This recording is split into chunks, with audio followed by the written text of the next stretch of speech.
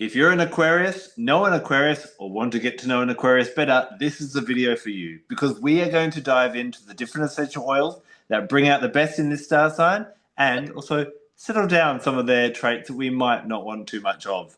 Joining me today, as usual, is Liz. How are you today, Liz?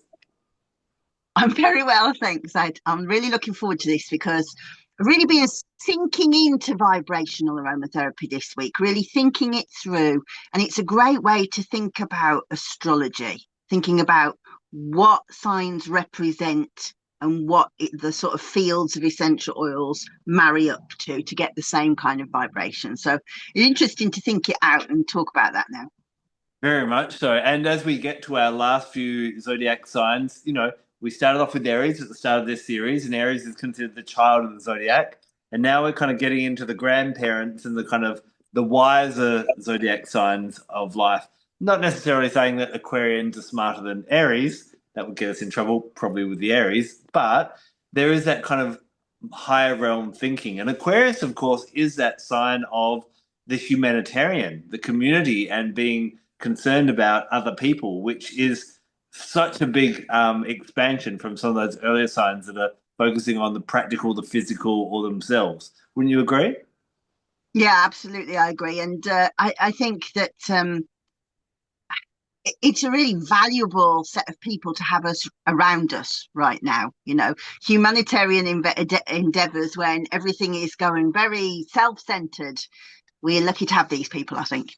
Very much so. Now, remember, this doesn't necessarily mean that you have to have an Aquarius sun sign.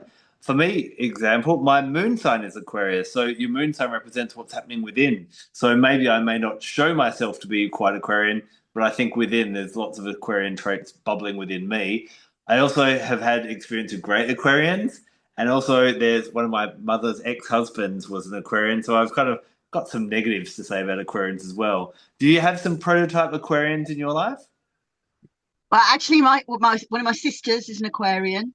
And I was once in a relationship with an Aquarian, and to say that was difficult was the understatement of the year because Aquarians really don't think the same way as Cancerians in any way, shape, or form. I've discovered over the years.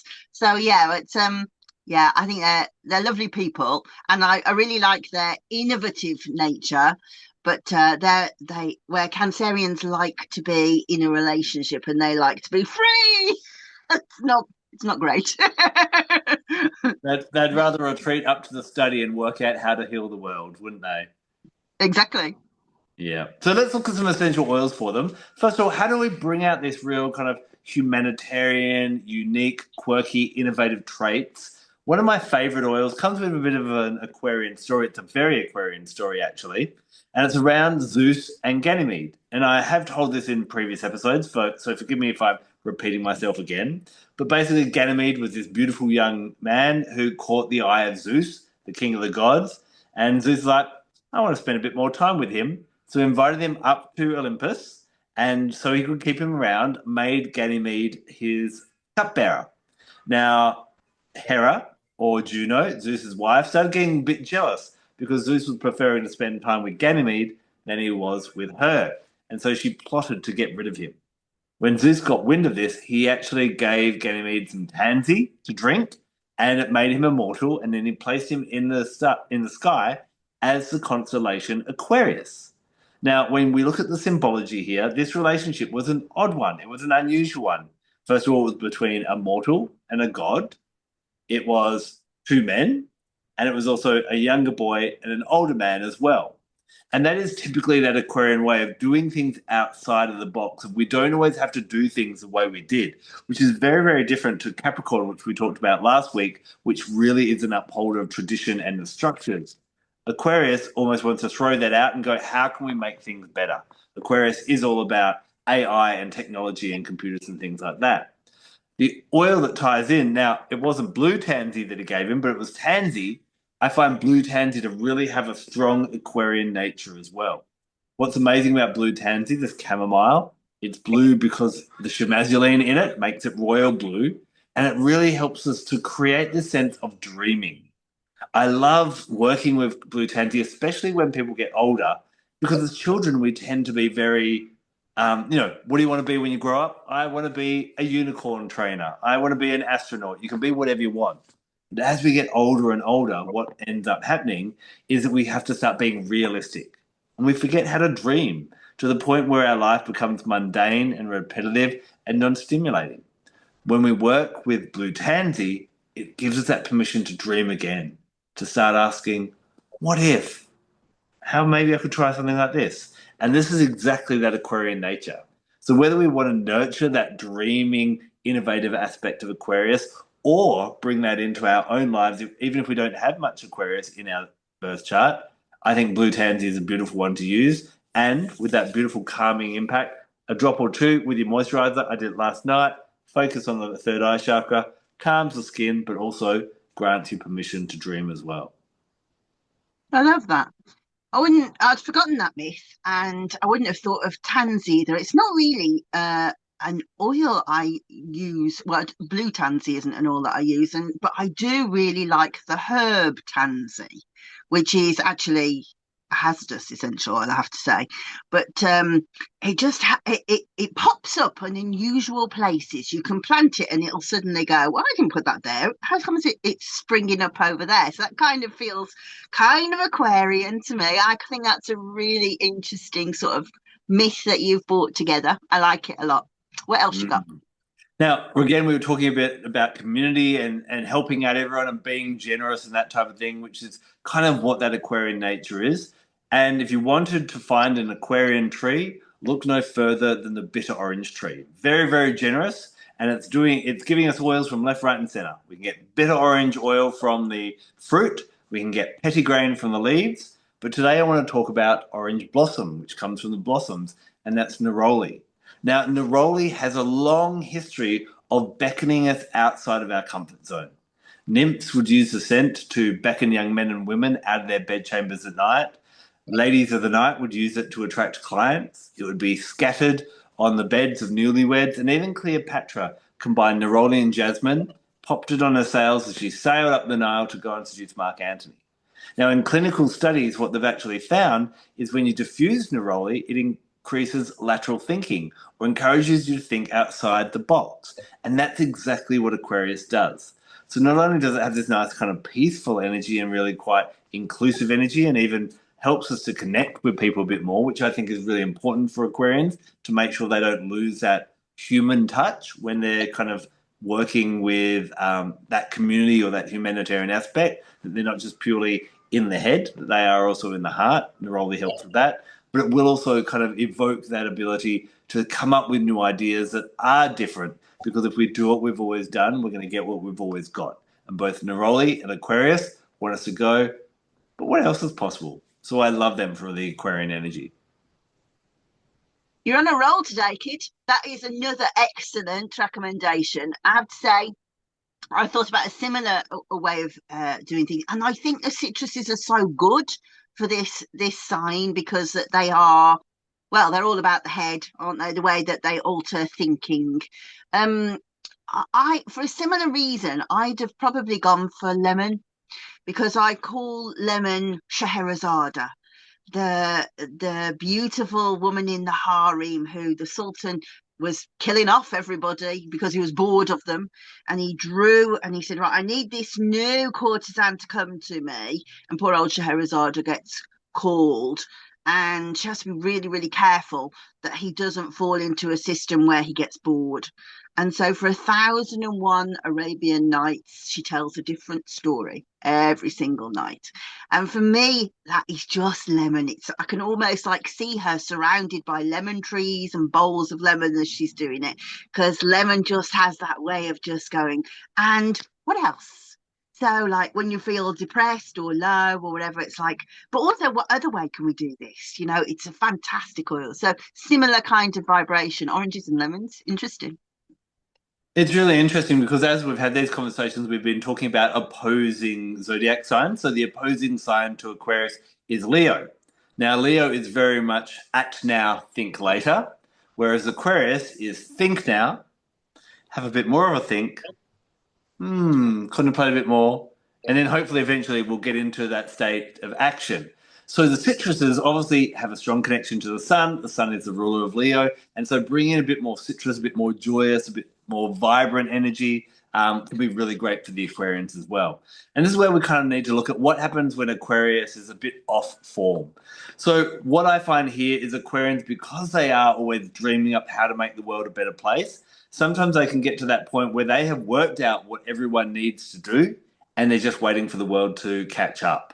They can be quite narrow-minded in, well, what would you know? I've worked out the solution, and can be very almost, I've found, quite bullish or opinionated or yeah, really dominating in the way of like not open to anything else beyond their spectrum. Have you said you've had some interesting relationships with Aquarius? Could you relate to that or Yeah. expand on that, Liz? Uh, Yeah. in a slightly different way, I wouldn't say bullish, but I would say that the thinking gets so elevated that it's so far above reality, it bears no relation to actually the problem any longer. Which Yeah. I think that definitely is a thing. And as for, yeah, I'll wait, and I will avoid the problem for years and years and years, not like weeks and weeks and weeks, years and years and years. Yes, I do relate to that.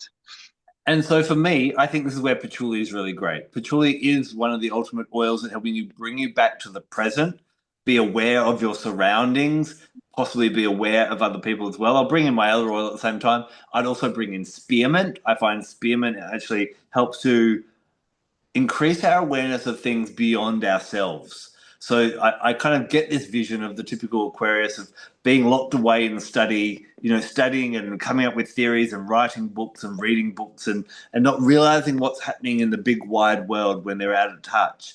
And patchouli helps to bring them back into reality, go, you need to eat, you need to worry about other people, you need to be conscious of that. And spearmint is a really good one for working with that third eye chakra, for going, hold on, what does everyone else feel about this, and what do my decisions and my ideas and my words and my actions, how do they actually impact other people? Because sometimes I think Aquarians can work in a bit of an echo chamber, and patchouli and spearmint would be really great to kind of lure them back out of that.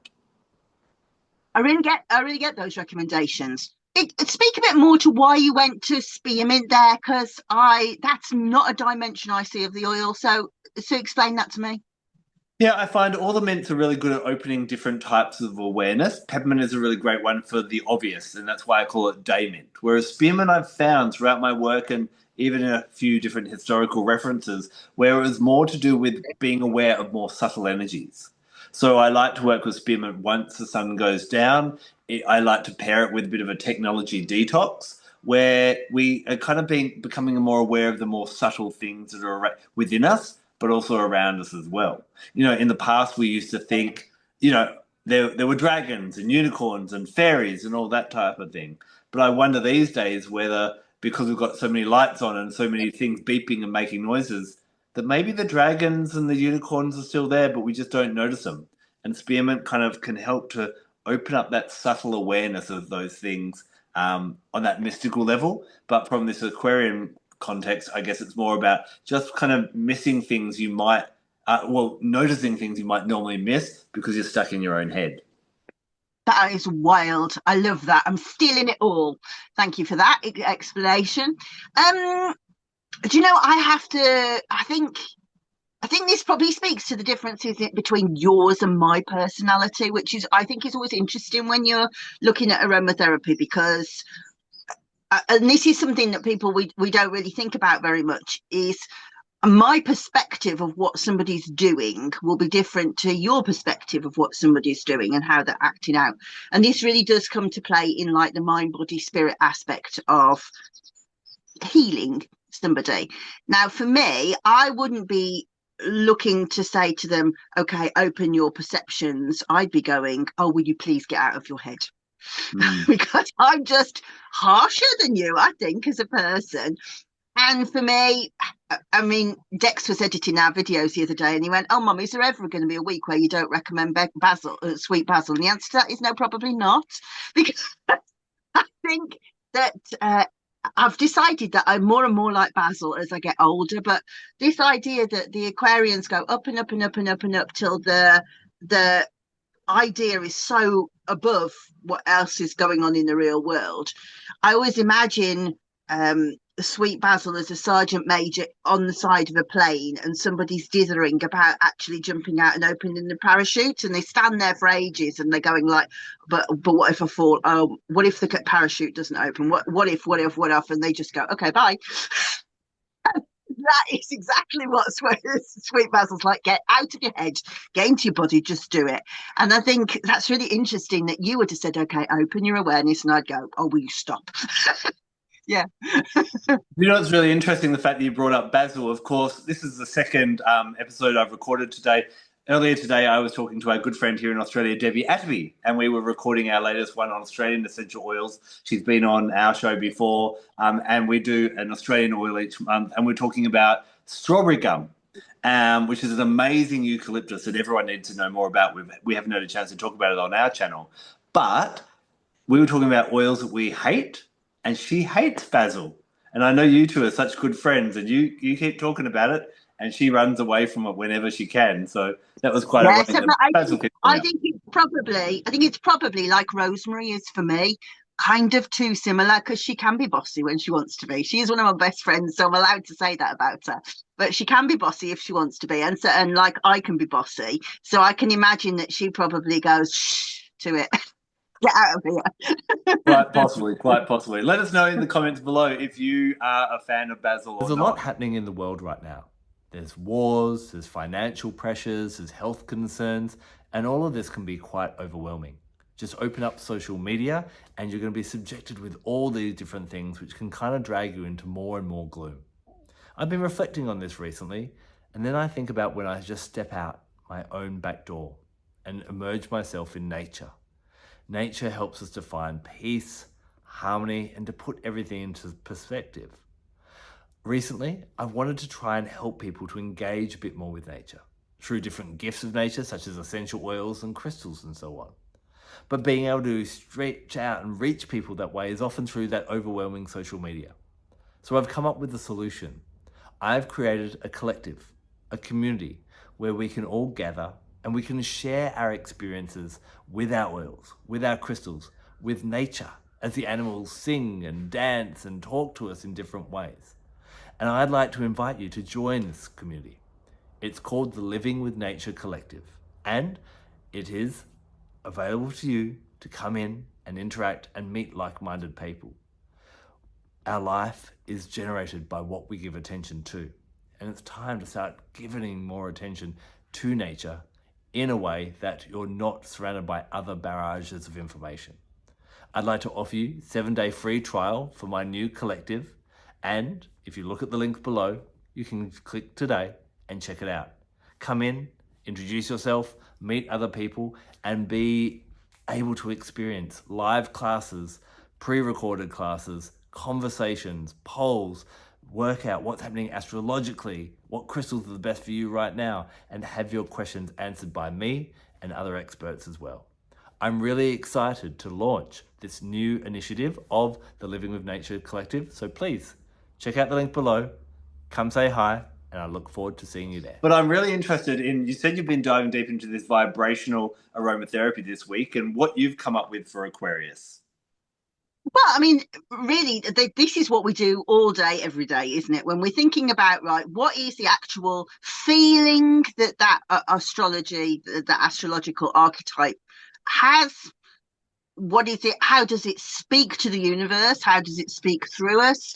And then finding an essential oil that speaks the same way to that field. That's exactly what vibration aromatherapy is. But the most interesting aspect, of course, about doing this kind of work, I think, is the medical astrology.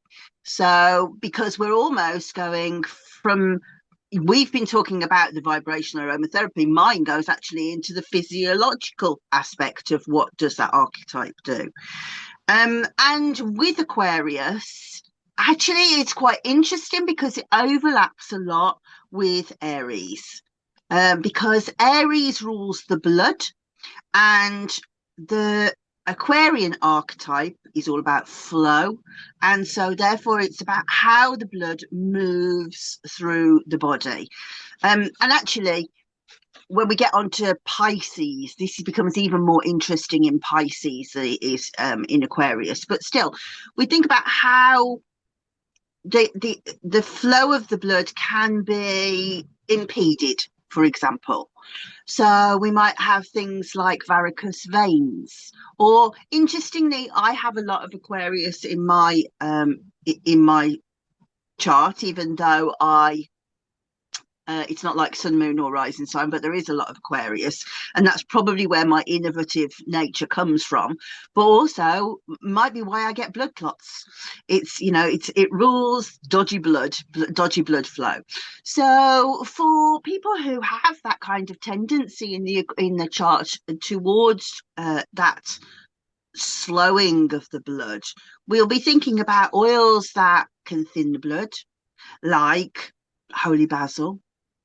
Anything with eugenol in, eugenol, I just love that. And more, as I get older and older, I become more and more in love with that particular molecule, because eugenol could do so many things, including thinning the blood. Excuse me. And also things like clove and cinnamon, and so those lovely warming oils that affect the circulation. So for example, if you had something like Raynaud's disease, and in the winter you've got these limbs that just can't get warm because the circulation's just not powerful enough to get to the extremities, and so we can put warmth and power into the flow of the oil of the circulation.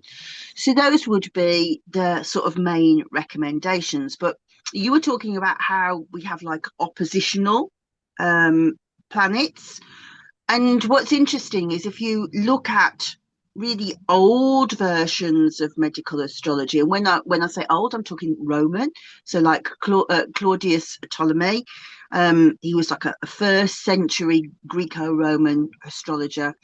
It's really interesting to read. He talks about how there's like this relationship between Aries and Aquarius and Leo, how the Leo is the pump for the Aquarian blood, the Aries blood that moves it through the Aquarian sort of flow of the body.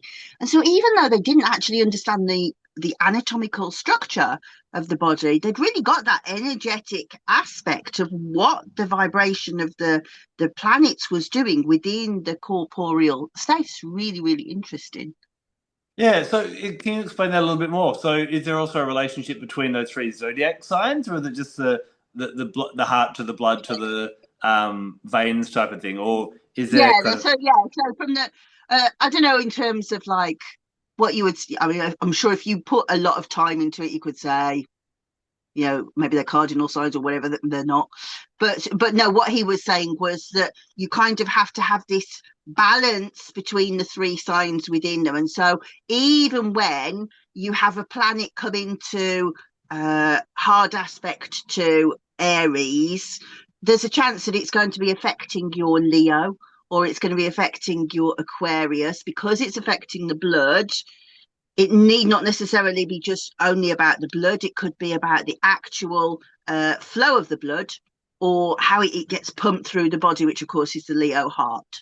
So they're all kind of interrelated in that way, for sure. Yeah.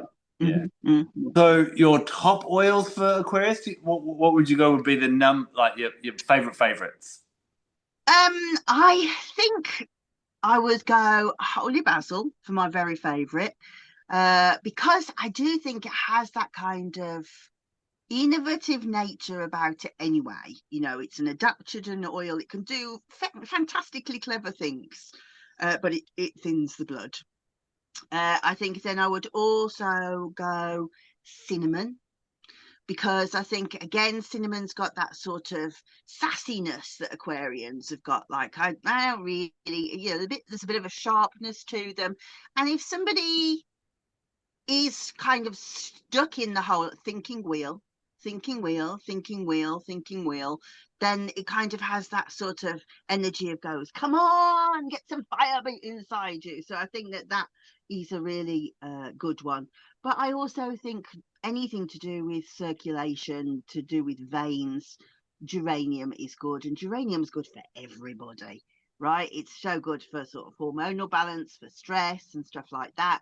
So I think, yeah, geranium probably would be like my oil that I would say, Aquarians, just see how you settle into that, because I think you're just going to really find your flow, find your vibe by being in this lovely relaxing space that geranium has.